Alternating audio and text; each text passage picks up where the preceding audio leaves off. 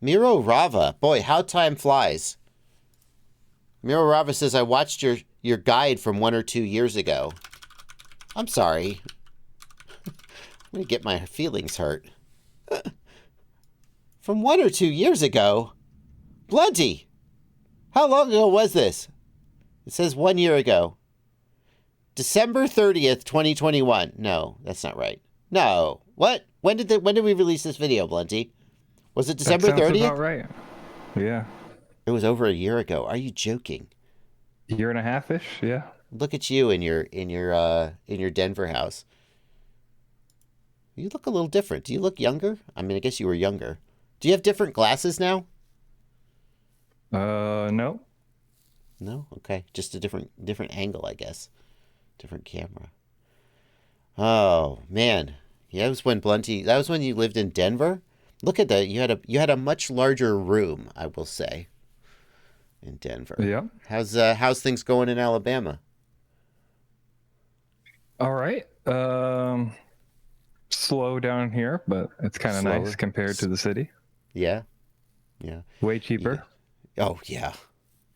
Yeah, Blunty has you got family down there. That's why you moved, in case people are wondering why he moved to Alabama. Better fishing in Alabama. Have you gotten a chance to go out to the ocean yet? No, I haven't done any ocean fishing. Done a decent amount of catfishing and brim and all that kind of stuff. So, what's and I know this is not related to the question, but as long as I always like to bullshit with you about fishing for a little bit. What's your opinion about noodling? Is that a valid form of fishing, or is that just a weird thing that rednecks do and doesn't count? Okay, I mean, if you think it's not a weird thing rednecks do, I don't know. Oh, it's definitely at least a weird thing rednecks do. For those who don't know, tell people what noodling is.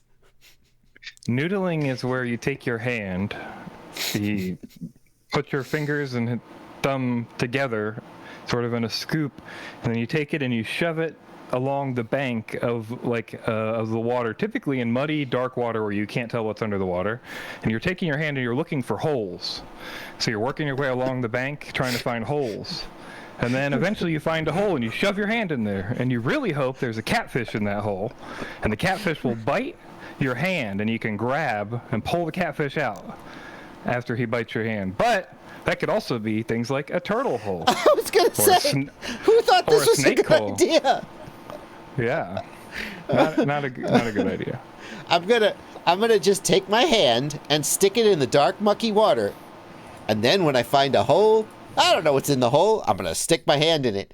Maybe a turtle will bite me. I mean, the best case scenario is a giant catfish bites the shit out of my hand, and then I'm gonna grab the catfish and be like, "No, I've got you, motherfucker," and then you eat the catfish.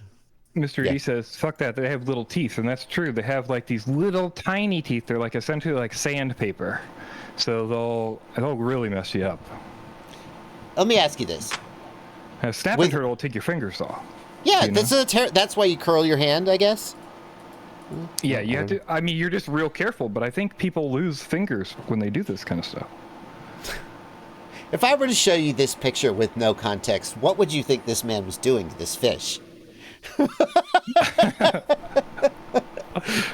don't know. Like, the fish called his mother a bad name. That's what I would assume. I would think that the fish had eaten his wedding ring or his watch. Right. And he's trying to get it back. This is life and death. I've got to get in this fish. Except like he's remarkably calm. Look at him. He's not like struggling. He's like, "Hey, buddy," and the fish is like, "Ah." Anyway, but back to the point: is noodling fishing?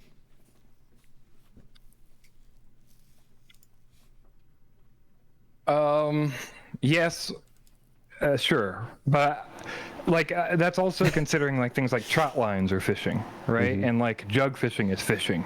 It's just different kinds of fishing, you know. Yeah. I'm a rod and reel fisherman, so. Okay. All right. Well, good. Thank you for that. Appreciate you indulging us. All righty. Well, I hope that answers your question. To answer your question, I think that simulator guide list is still up to date. I mean, I don't think there have been major changes to the sims we talked about. A few new simulators have come out, but for the most part, I think the lineup is pretty much the same. And I would stand by it. Yeah, go ahead.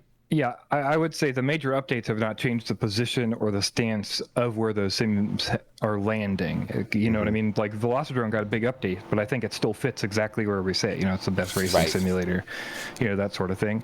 And then the new simulators haven't really moved the margin for like what we would consider the best. I imagine our list would be very similar at this point, but it might be fun to do like an addendum video where we just look at the new ones or something just to kind of catch up.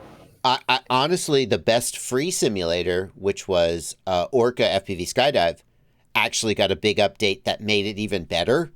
So, like, in my opinion, it's even more the best free simulator today than it was. But, yeah.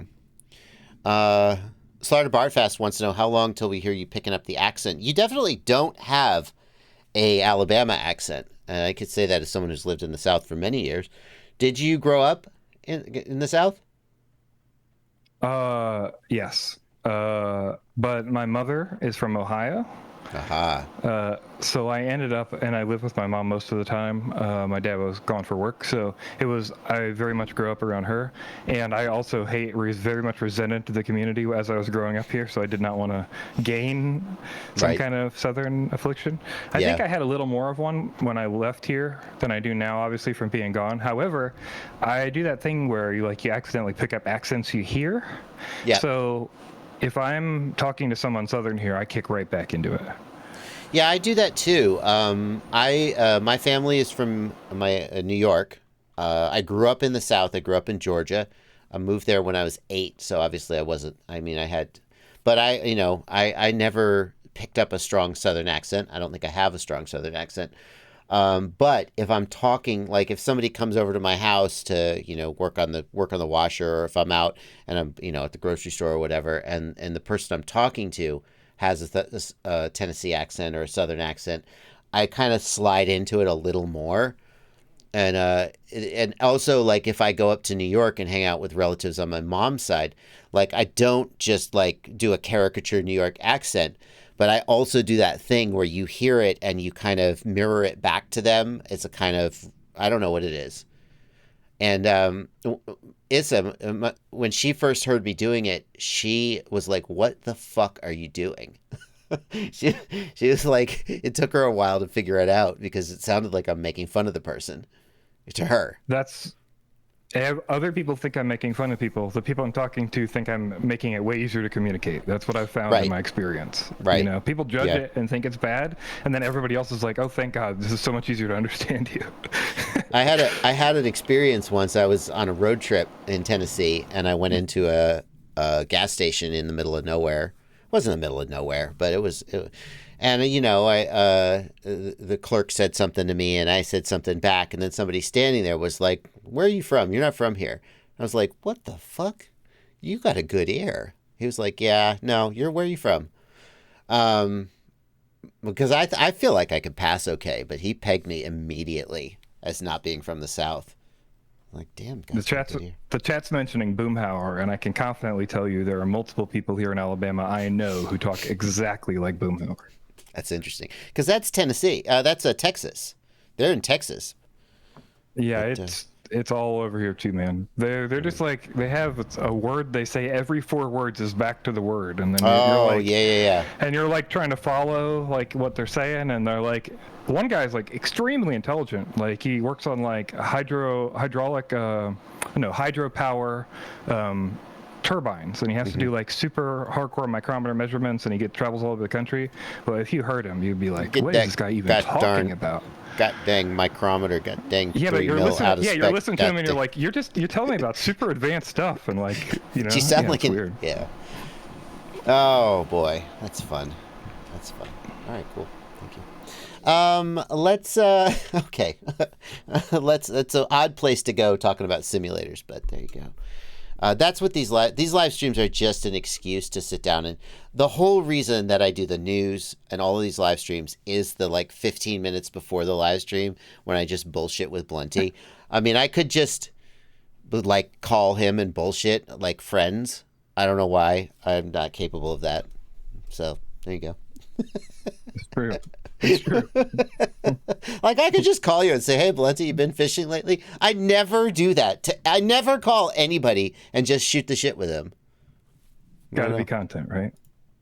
It's sad. It's sad, though.